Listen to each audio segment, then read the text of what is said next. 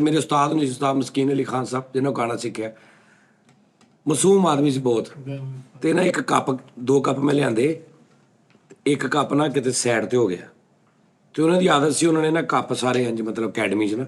अगर 4 कप ना तो खाली हो गए तो उन्होंने इंज रख लेने भी मुंडे ने आना तो मैं उन्हें फड़ा दूंगा इकट्ठे कर लेने एक कप कितने ना सैड मैं लुको लिया मैंने पता उस्ताद ने ना इन तवज्जो होंदी इन्हां दी पूरी यानी मैंने पता है कि एन चावां पी लियां खाली हो गए इन्होंने कहना ए मैनू फड़ा दो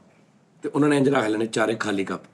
तो मैनू पता सी कि उन्हें ये जो मर्जी को गाना गाँदा वे इन्हां दी तवज्जो इधर होंदी कि मैं कप पूरे करने तो मैं एक नथी कर लिया कप ਹੁਣ ਕਹਿ ਨਹੀਂ ਰਹੇ ਤੇ ਟੈਨਸ਼ਨ 'ਚ ਗਿਣ ਰਹੇ ਨੇ ਇੰਜ ਕਰੀ ਜਾ ਰਹੇ ਨੇ 2 ਕੱਪ ਸੀ ਮੇਰਾ ਤਾਂ ਉਸਤਾਦ ਨਾਲ ਸੀ ਦੋਵੇਂ ਸੀ ਮੈਂ ਇੱਕ ਗੈਪ ਕਰ ਲਿਆ ਇੱਕ ਰੱਖਿਆ ਤੇ ਦੂਜਾ ਨਹੀਂ ਲੱਭਣ ਦਿਆ ਦੇਖੀ ਜਾ ਰਹੇ ਨੇ ਤੇ ਮੈਂ ਕਰੀ ਬਾਹਰੋਂ ਫੂਲ ਬਰਸਾਓ ਮੇਰਾ ਮਹਿਬੂਬ ਉਸਤਾਦ ਆਇਆ ਹੈ ਮੇਰਾ ਮੈਂ ਉਸਤਾਦ ਜੀ ਦੇਖਣਾ ਜਰਾ हाँ हाँ आया है हाँ सही है ਹੁਣ 3-4 ਮਿੰਟ ਲੱਗੇ ਨੇ ਨਾ ਤੇ ਮੈਂ ਕਿਹਾ ਸਾਜੀ ਕੀ ਗੱਲ ਹੋਈ ਵੀ ਉਹ ਕੱਪ ਸੀਗਾ ਇੱਥੇ ਇੱਕ ਕੱਪ ਨਹੀਂ ਲੱਭਿਆ ਦੂਸਰਾ ਕੱਪ ਨਹੀਂ ਲੱਭ ਰਿਹਾ ਦੂਸਰਾ ਕੱਪ ਨਹੀਂ ਉਹਨੇ ਉਹਨਾਂ ਨੇ ਸੁਰ ਰੱਖਿਆ ਦੂਸਰਾ ਕੱਪ ਨਹੀਂ ਲੱਭ ਰਿਹਾ ਮੈਂ ਕਿਹਾ ਸਾਜੀ ਇੱਥੇ ਹੀ ਹੋਣਾ ਕਿਤੇ ਨਾ ਕਿਤੇ ਜਾਣਾ ਵਾ ਤੇ ਜਾਣ ਗਿਆ ਉਸਤਾਦ ਜੀ ਦੱਸ ਦਿਓ ਨਾ ਇੱਧਰ ਵੀ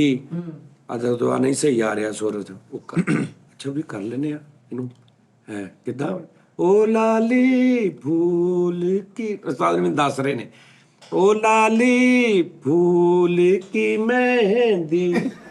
लगाई गो मैं उस्ताद जी की हो गया थानू की देखिए दूसरा कप नहीं है दूसरा कप नहीं लग रहा मैं कहा पिया था तुहाडे सामने नहीं दूसरा नहीं लग रहा मैं कहा आ ये दूसरा नहीं लग खलो कर कहते ओहो पुत दूसरा कप नहीं लग रहा 2 कप सीगे मैं कहा हाँ जी एक आह कप हाँ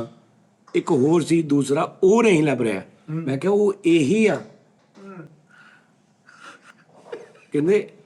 अच्छा पहला किथे आ कहते पहला किथे आ मैं कहा आ लो आ पहला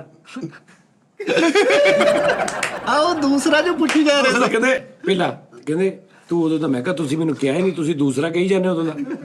ਵਾਹ ਵਾਹ ਬਈ ਉਸ ਤੋਂ ਬਾਅਦ ਕੁਝ ਸਾਲ ਜਿਹੜਾ ਬੰਦਾ ਆਇਆ ਨਾ ਉਸਤਾਦ ਉਹਨਾਂ ਨੂੰ ਗੱਲ ਸੁਣਾਈ ਪਈ ਨੇ ਮੈਨੂੰ ਇਹ ਤਾਂ ਮੇਰਾ ਚੇਜ਼ਾ ਲੇਕਿਨ ਇੱਕ ਮੁਹੱਬਤ ਵਾਲਾ ਪਿਆਰ ਵਾਲਾ ਰਿਸਪੈਕਟ ਵਾਲਾ